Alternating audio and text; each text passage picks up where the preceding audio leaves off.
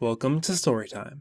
Sora, Donald, and Goofy come to the Olympus Coliseum, where our old buddy Phil's getting ready for the games. Donald and Goofy insist that the three of them are heroes, but Phil's not buying it. He decides to test them with the time-honored tradition of busting open some barrels, the true mark of any hero. Even though Sora succeeds, Phil's not impressed and tells him to scram. Hades has noticed their presence, however, and has arranged for some entertainment. He's found Cloud on his travels and promises to help him find Sephiroth if he'll kill Hercules in the games. Cloud thinks he can use Hades and his powers of darkness to make him stronger, not knowing of course that Hades never plays fair. Hades gives Sora a ticket to enter the games. The two fights their way to a final match with Cloud, but he wipes the floor with them. Really, he's not into killing kids, but Hades finds that boring so he sticks Cerberus on them. Hercules pops in to help, beating on Cerberus and pulling Cloud to safety while Sora and Co come back to finish off the three-headed dog. Phil is satisfied, slightly, and names them junior heroes. Apparently defeating giant underworld monsters is just above barrel busting on the hero scale. Sora vows to come back to compete in the games again once they reopen, and he and Cloud have a heart-to-heart about finding the light and not trying to use his darkness selfishly before they part ways.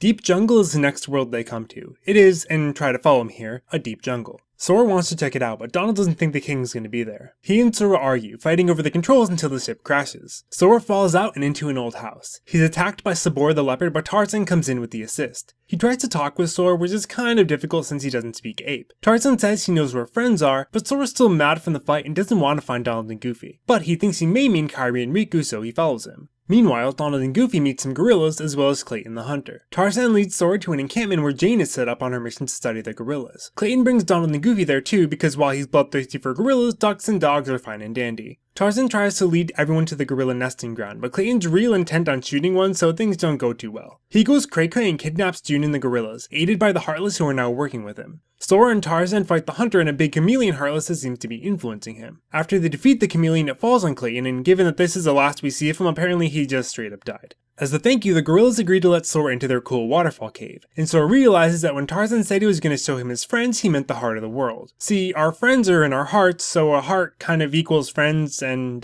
even for Kingdom Hearts this is kind of a stretch, but we're going to give Tarzan this one because he barely knows English. Sora seals the keyhole and makes up with Donald and the team gets going.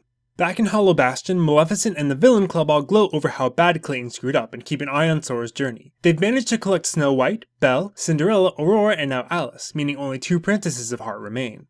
Heading back to Traverse Town, our heroes hang with the Final Fantasy crew a bit and Merlin trains up their magic. The fairy godmother managed to escape the Castle of Dreams before it fell, and helps Sora use summon crystals, using the souls of those with strong hearts to help him fight. The first one he gets is a lion named Simba, who we won't mention again for a really long time, but you need to know that they fought together so you'll understand why they're already friends in Kingdom Hearts 2. Sora also gets into the old storybook and meets Winnie the Pooh, but everyone is gone from the 100-Acre Wood and he's all alone now. Sora's tasked with finding more pages of the book so the story can continue. Going back outside, he finally sees Riku. Sora's excited to see him, but he's distant and even standoffish, especially when Goofy and Donald show up and talk about how great their adventures have been. Donald refuses to let Riku come on their journey, which doesn't help matters. Maleficent's been showing Riku how Sora has found new friends, trying to convince him that Sora's replaced him. Riku, his heart falling into darkness and just generally being an impressionable youth, buys her story and begins to resent Sora.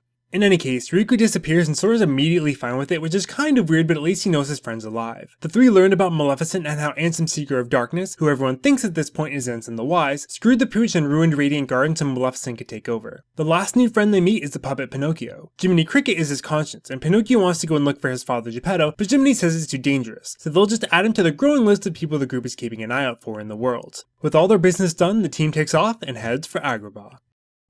Thanks for watching Storytime. If you'd like to see more, you can subscribe, or you can follow me on Twitter or Tumblr to get updates when new videos come out. See you soon!